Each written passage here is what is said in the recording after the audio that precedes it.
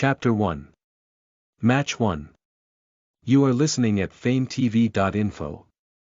Wake up, wake up, wake up you /relate. Someone screamed above his head and Alex with a soft groan turned to his side, hugging his second pillow tightly and bringing his knees to his chest. As it seemed he wouldn't / respond to any of the calls the unknown person screamed in his ear, so the next move was to have his covers be taken away from him. The sudden cold, once his fluffy covers left his half-naked body, surrounded him and he shot up hugging his naked chest. Mark. What the heck? It / Saturday we don / T have class.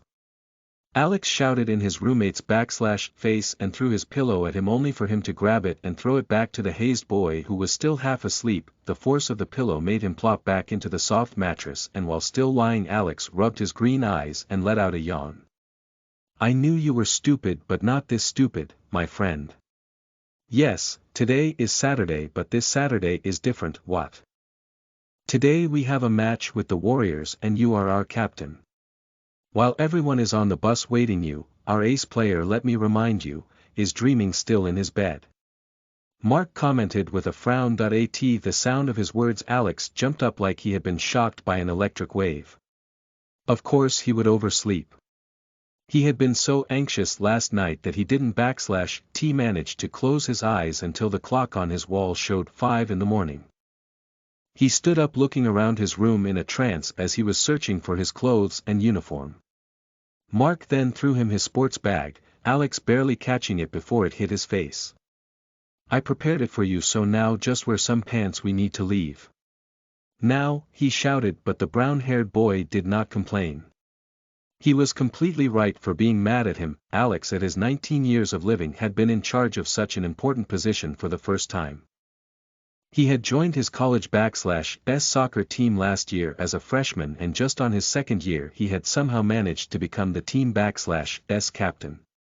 At first, being also a gymnastics major, he had been thrilled by the opportunity that was right in front of him, but as he ran now in the dorm corridor, his sports bag hanging from his neck as he tried to wear a clean T-shirt, with Mark running at his side and complaining about how irresponsible he was and that they shouldn't / have chosen him to be Lions / captain, he started thinking that his year was going to be very eventful.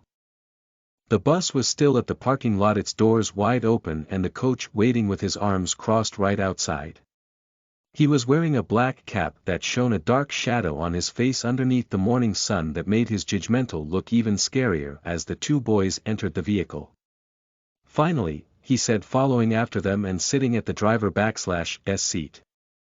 I am so sorry, Alex apologized, but the coach didn't / even look at him. He just waved his hand so he would sit down. His teammates, the moment they saw him, started laughing with his disheveled appearance, and Mark had to tell them very politely to shut up. The ginger just scoffed at them after they sat on their seats and put their seatbelts on. Alex hit the back of his head slightly in the seat in frustration. He made a killer first impression as a captain, as it seemed. Very respectful. Don / worry about it. Once you score the first goal you will be their hero, Max said. I am such an idiot, yeah I know. Mark agreed, and Alex looked into his friend /'s warm brown eyes. He had been very nice to him ever since they were assigned as roommates. The fact that they were both in the soccer team being a plus led to a fast friendship. They knew almost everything about each other since they had spent many nights half drunk while Mark was crying about just being rejected by the 10th girl of his dreams this week in the comfort of their room. Alex did not talk that much, but still he had shared a few more secrets than usual because the redhead /s comforting smile was something that he needed when he entered college. He had a very bad relationship with his family, and once he left home his parents had practically declared that they never wanted to see him again. He had shared that dark moment with Mark. He hadn't / told him the reason why though. Alex was gay. He had realized it the senior year of high school, and after he got accepted into college the green-eyed boy came out to his parents hoping that the worst would not occur.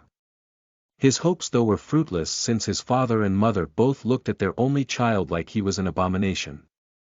He had gotten a strong beating by his father and heard many creative names.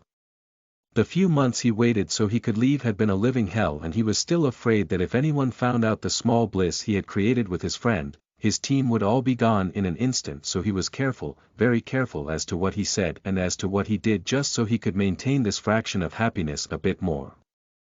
Mark had fallen asleep next to him, and he couldn't help but feel guilty, because the ginger had to babysit him, as he looked the building fade away in the background. They were leaving the scenery of the busy city and headed towards Warrior_S campus, which was in a very pretty green field a few hours outside of town. Very traditional building made of stone, a lot different from their modern college with the glass buildings in the center of the city. "Hey, did you hear that the White Fangs will be here today too?" he heard one of his teammates say in the back seats. He recognized him from his voice. It was David. He was in his senior year. "Yeah. Dude, it's gonna be a scary year," someone else said, and Alex couldn't help but turn around and ask what they were talking about. "Who are the White Fangs?"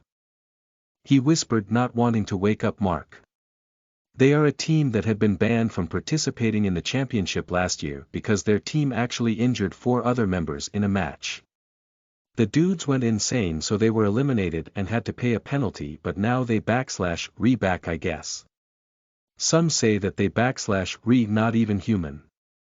They playing with the Warriors tomorrow. If they win and we win today, we will have to face them. Man, my last year I wouldn't want to get injured. Winning doesn't sound that great now," the other boys said, and seemed worried. Alex had never heard of them, but he could feel the tension of his older teammates, and only that was enough to alarm something inside him.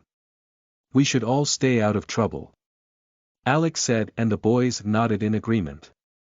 Staying out of trouble meant not approaching that infamous soccer team. They had come here to play, not get into a fight that could probably put his scholarship in danger. Soon after, the bus came to a stop, and Alex didn't realize how much time had passed as he looked outside of the window. They had finally arrived, and he had already started feeling anxious about their game in a few hours. He shook Mark slightly, and he woke up wiping some drool away from his chin as he got up. "Was I snoring?" Mark asked. "No. I would put a sock in your mouth if you did." "Thanks mate," he said in pretentious shock, and they both got out of the bus after everyone else had left. The coach had still his eyes on him, and Alex felt like the Grim Reaper was following him around, ready to eliminate him at the first mistake. "Everyone gather up," he shouted instead of killing him, and the whole team gathered in a circle around him. "The field is a few meters away from here. Head straight and sit at the benches waiting for me. I am going to find the other coach and will be there soon. Start stretching and don't do anything stupid," he said, pointing a chubby index finger that stopped right in front of Alex' face. The young captain sighed but nodded obediently, leading the rest of the boys to where their coach had ordered. The campus seemed pretty big, with benches for someone to rest in an endless green field. They had a bit of a hard time spotting it, but their eyes noticed another group of people dressed in athletic black and red clothing looking around. All of them were tall with tan skin and strong bodies. "Are those the Warriors? Maybe we can ask them where is the field," Mark told Alex, and he nodded when he felt David's palm on his shoulder. "Those are not the Warriors. They are the White Fangs," he informed them, and the whole team froze. Alex looked at them a bit more carefully, filled with curiosity. They indeed looked scary. All of them tall like trees with blank expressions. His green eyes though stopped at a certain someone. The tallest of them, a boy a bit older than him with a strong figure. He had raven black hair that reached to his shoulders, a few strands falling in front of his face. His eyes were a cold gray color that the sun made it seem almost white. Alex felt like his breath was caught in his throat at the sight of his long neck and muscled arms.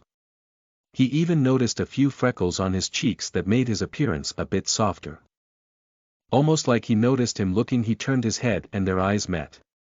For a second he stood frozen, until a devilish grin appeared on his face, and he, together with his whole team, started walking towards them. Oh shit, David mumbled. Listen to the full novel at FameTV.info, direct link in the description.